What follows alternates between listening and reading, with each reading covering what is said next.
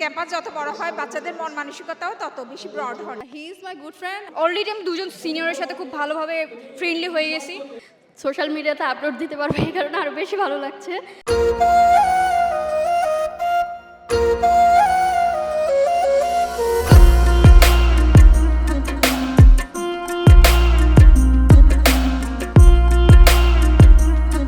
নতুন যাত্রা, নতুন গল্প এবং নতুন অধ্যায়ের শুরু। কারণ আজকে ড্যাফোডিল ইন্টারন্যাশনাল ইউনিভার্সিটির শিক্ষার্থীদের নবীন বরণ।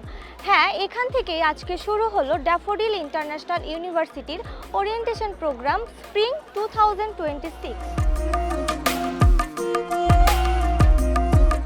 হাজারো প্রত্যাশা নিয়ে শিক্ষার্থীরা যুক্ত হলো এই ক্যাম্পাসে।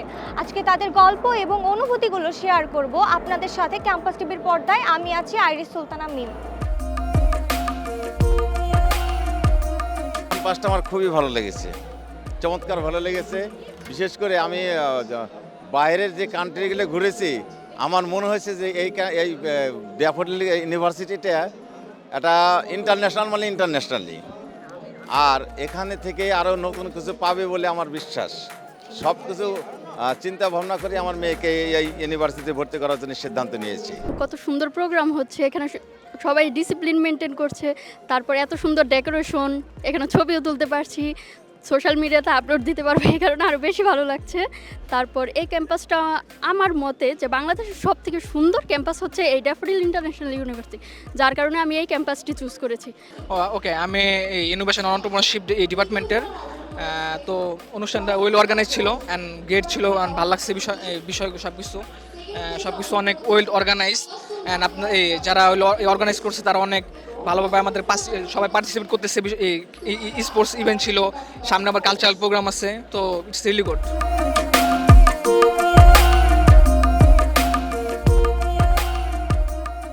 ইয়েস, প্রত্যেকবারের মতোই এবারও হচ্ছে আমাদের গ্র্যান্ড ওরিয়েন্টেশন চলছে অ্যান্ড চলবে এভাবে। যেরকমটা দেখতে পাচ্ছি অনেক স্টুডেন্টরা অ্যাডমিশন নিয়েছে এবার। অ্যান্ড যেহেতু বলেছেন যে alumni and official, yes obviously আমি এখানকার একজন প্রাউড অ্যালামনাই অ্যান্ড এখানে হচ্ছে কর্মরত আছি ইন্টারন্যাশনাল অ্যাফেয়ার্স ডিপার্টমেন্ট। তারা যে হচ্ছে যে পরবর্তী সময়ে যে চাকরি ক্ষেত্রে যে যাবে, তো তারা কিভাবে ওইখানে চলবে, তো সব কিছুই আমাদের এখানে এই কমিউনিকেশন ক্লাবে বোঝানো হয়।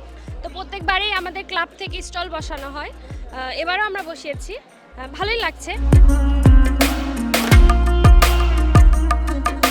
আমি ফার্স্টই ওকে পেয়েছি, ও interaction was very good and I am so impressed. So হ্যাঁ, বাকিদের সাথে আস্তে আস্তে হচ্ছে ইন্টারাকশন।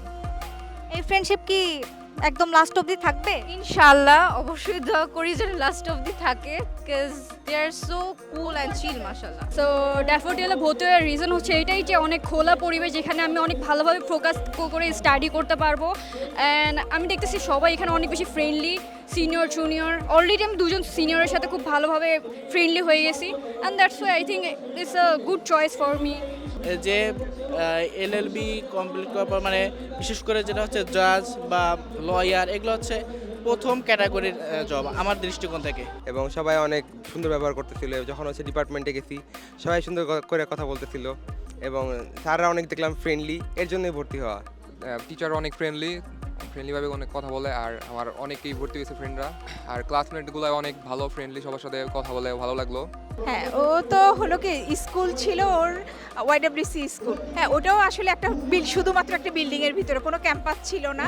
তারপর কলেজ হলো ঢাকা সিটি কলেজ, ওটাতেও সেম অবস্থা, কোনো ক্যাম্পাস ছিল না। তো ওর খুব ইচ্ছা ছিল যে এমন একটা ইউনিভার্সিটিতে পড়ুক যেখানে অবশ্যই একটা বড় ক্যাম্পাস থাকবে। আর আমরা জানি যে ক্যাম্পাস যত বড় হয় বাচ্চাদের মন মানসিকতাও তত বেশি ব্রড হয়। Department of Journalism, Media and Communication, and if you are asking about friendship and all, he is my good friend and she is also আমি মনে করছি যে ফ্রেন্ডস ফরএভার যে লাইনটা থাকে, দ্য ট্যাগ লাইন, আমি interested, let's see, hope for the best and last থাকবে কিনা I don't know, let's see. দুইটাতেই আমি হচ্ছে কমার্স ব্যাকগ্রাউন্ড থেকে যেহেতু আসছি, তো সেই ক্ষেত্রে আমার কাছে মনে হয় যে বিবিএ খুব ভালো অপরচুনিটি ফিউচারের জন্য। তো এবং যেহেতু আমার নিজের ইচ্ছা আছে যে বিজনেস করার নিজের, তো সেই ক্ষেত্রে বিবিএটা আমার কাছে মনে হয় যে খুবই ভালো।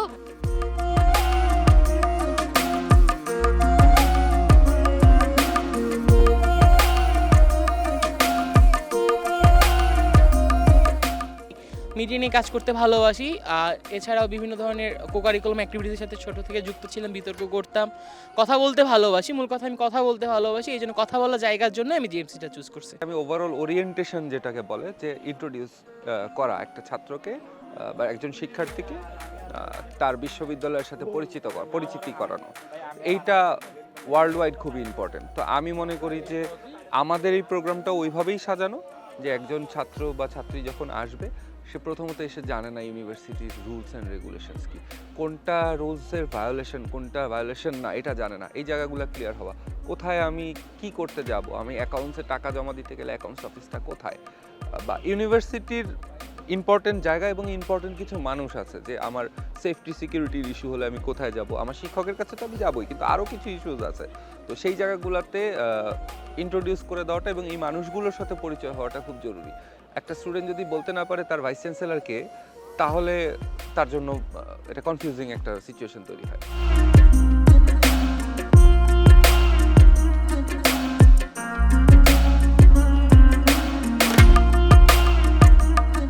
নতুন শিক্ষার্থীদের উচ্ছ্বাস এবং অভিভাবকদের আশা নিয়েই শেষ হলো ড্যাফোডিলের আজকের ওরিয়েন্টেশন প্রোগ্রাম। তাদের চোখে মুখে দেখলাম এক নতুন স্বপ্ন, সেই স্বপ্ন পূরণ হোক সেই কামনাই করি। আজকের মতো বিদায় নিচ্ছি, দেখা হবে অন্য কোনো আয়োজনে।